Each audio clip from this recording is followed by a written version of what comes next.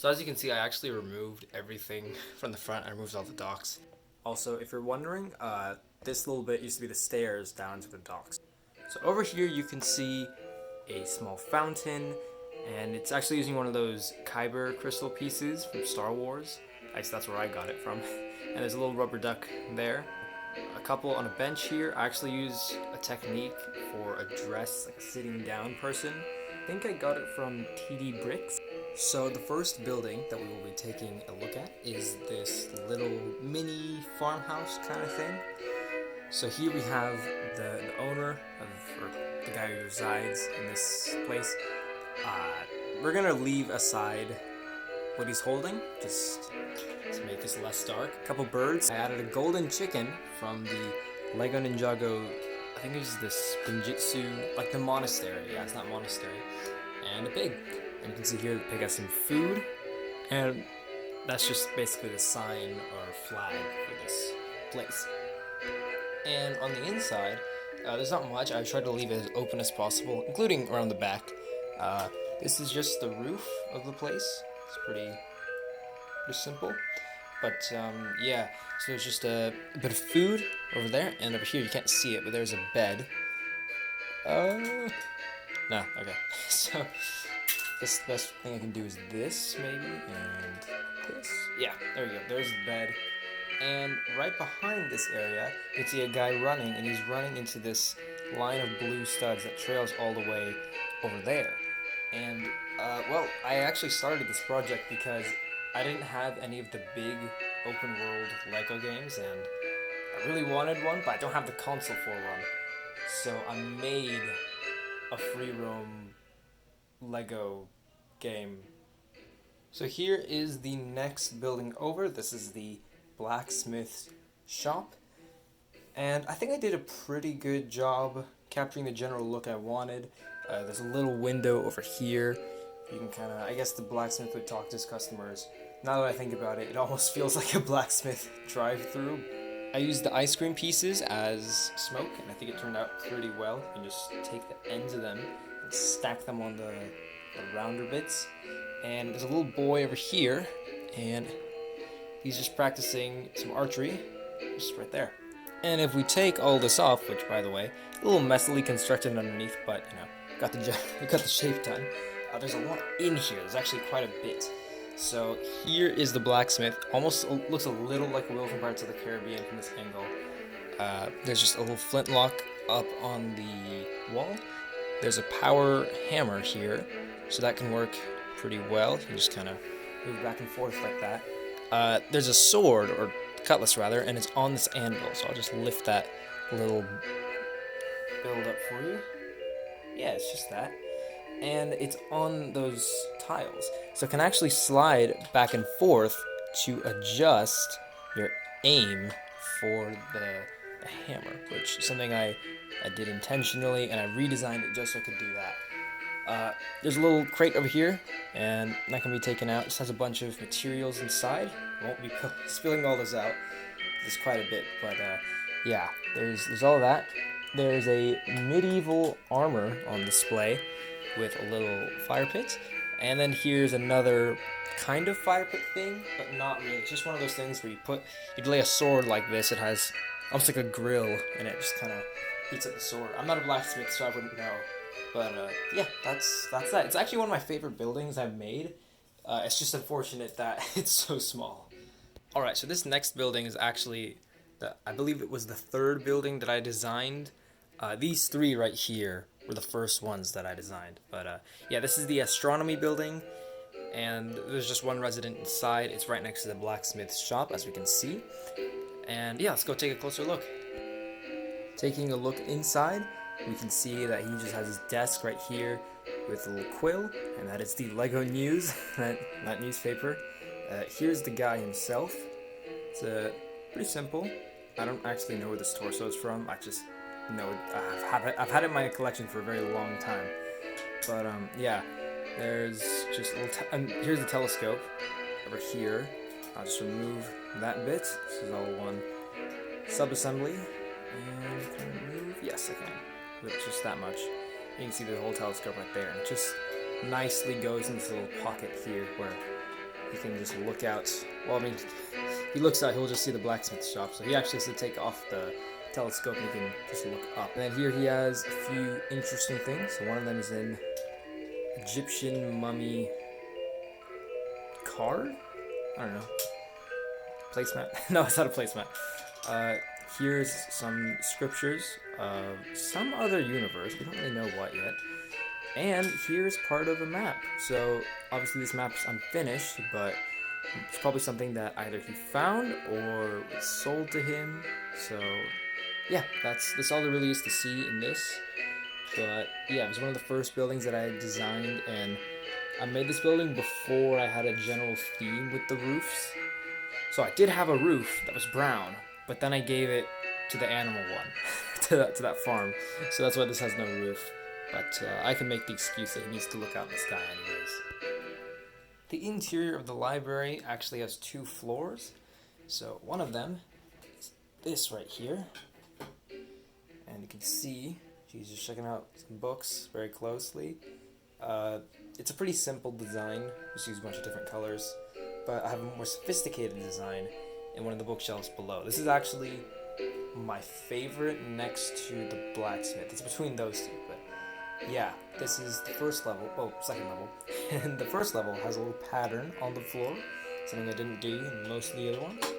There's a spiral staircase, which I believe I can remove this to show you. It's a pretty simple technique, but it's at the same time kind of complicated to make it stay. But yeah, and then you can see here, not too well, but maybe you can a little bit. Just have to wiggle it out of there because these are held in by studs. This is the other bookshelf, and I think this looks a lot more real. But yeah, I just really like the designs I had here, and I think they all work well. So inside the inn, it actually has, again, it's kind of split into 2 halves and also has 2 floors. So this part right here is just the kitchen, so it's a lot more simplistic. And on the other side, if you just take this off, you can see that there's a row of beds right here. And you can also take this off, or part of it off. And you can see that below there's not really much to look at. However, behind this wall, which I cannot take all at once unfortunately, it does have some goblets and just a nice little bar setup. So yeah, that's all there really is to see about the inn. It's small, but it works. Oh, and also another detail about the inn. You see how it's gray on the outside? Well, they're actually deciding to repaint it, so they have a bit of orange here. That's why there's a bit of random coloring there.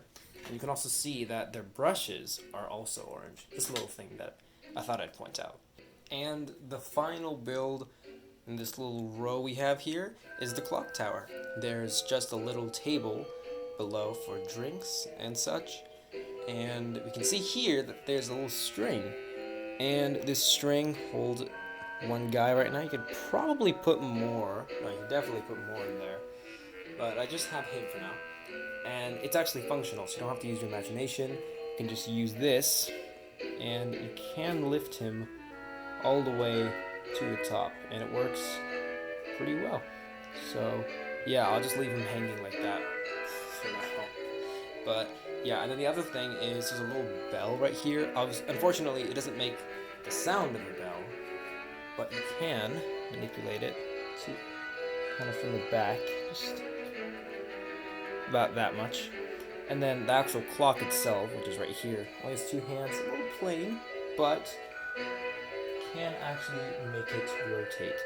So just a little wheel on the back, there's just a small wheel, and you can spin that around in both directions, 360 degrees, however you like. And yeah, there's no interior to the clock, so there's no point for me to show you like up close angles of the buildings like I did for the other ones.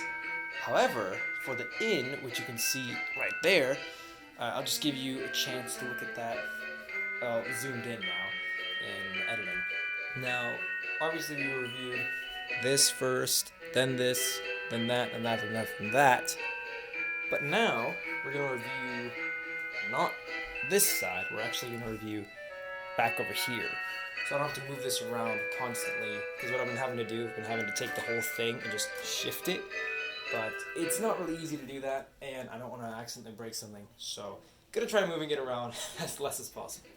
But the first thing I do want to point out is I did make a carriage build. So there's like a royal-ish looking carriage. It's better than the first one I made, which is actually just over here, and it doesn't look the prettiest, honestly. It's not that good. That's why I just kept it over there near the barracks.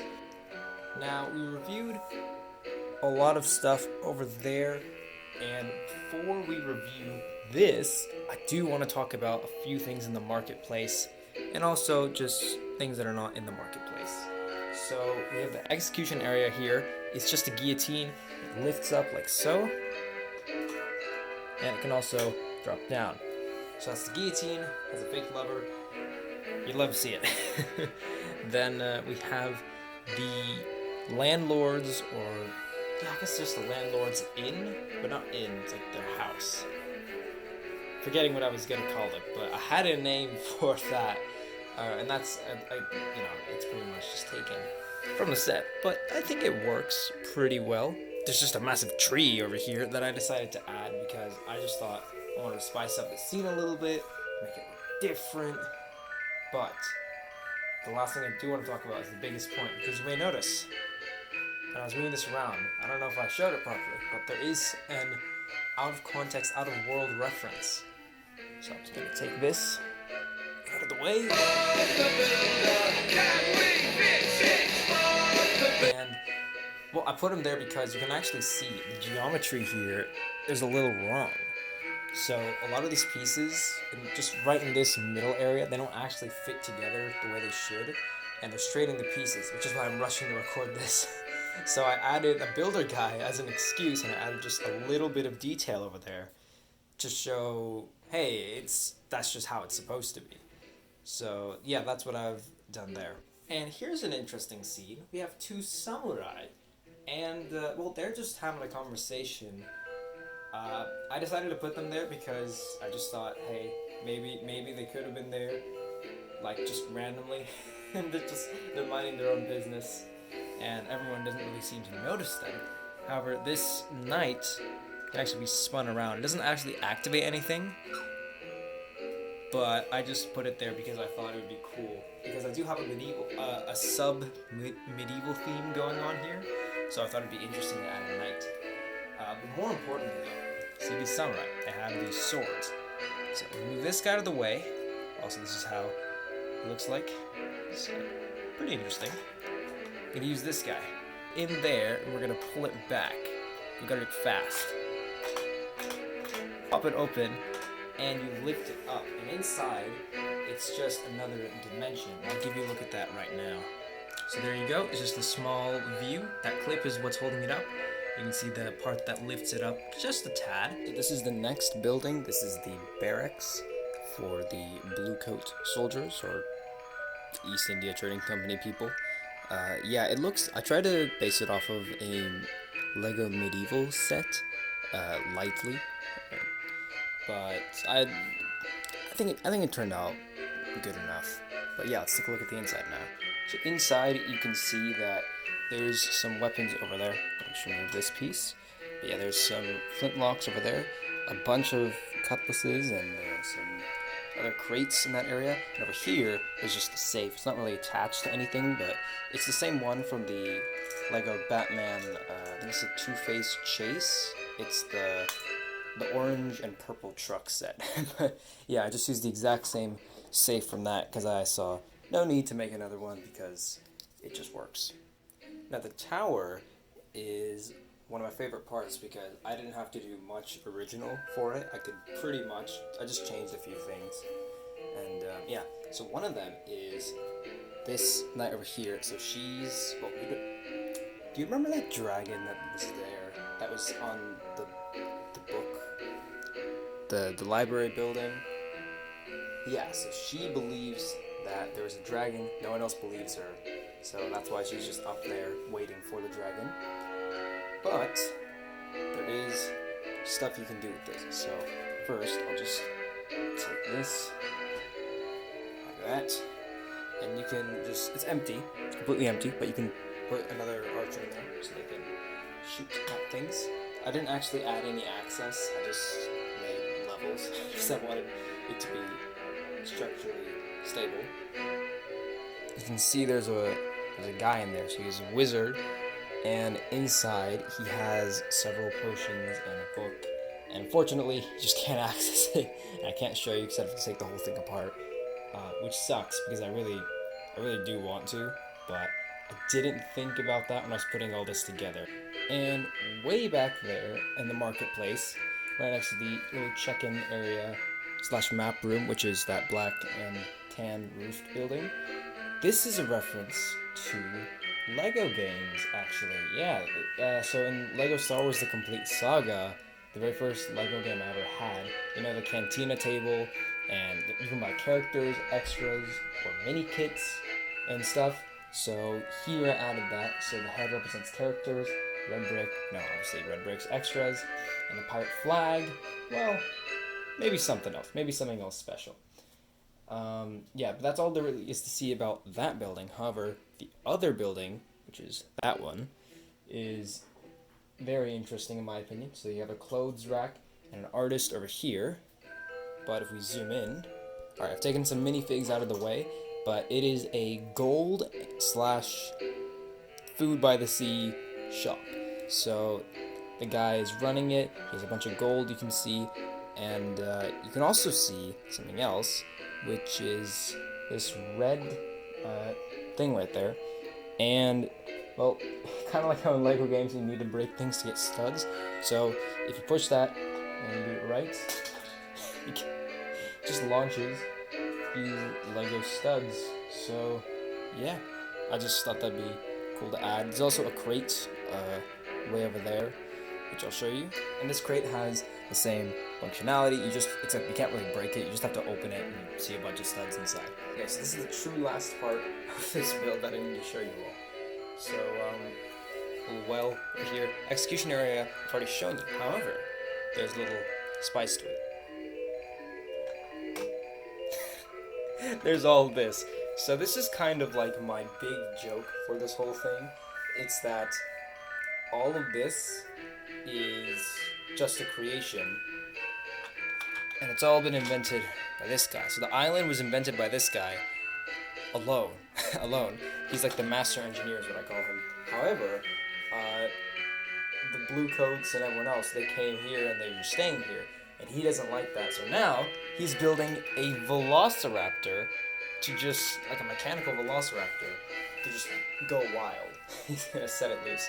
But I'll remove some things. I'll remove the velociraptor and parts of it, and I'll show you that properly when it's assembled. Because you do have to disassemble a little bit of it, or at least some of it gets disassembled, just in the process. So I'll have to remove everything.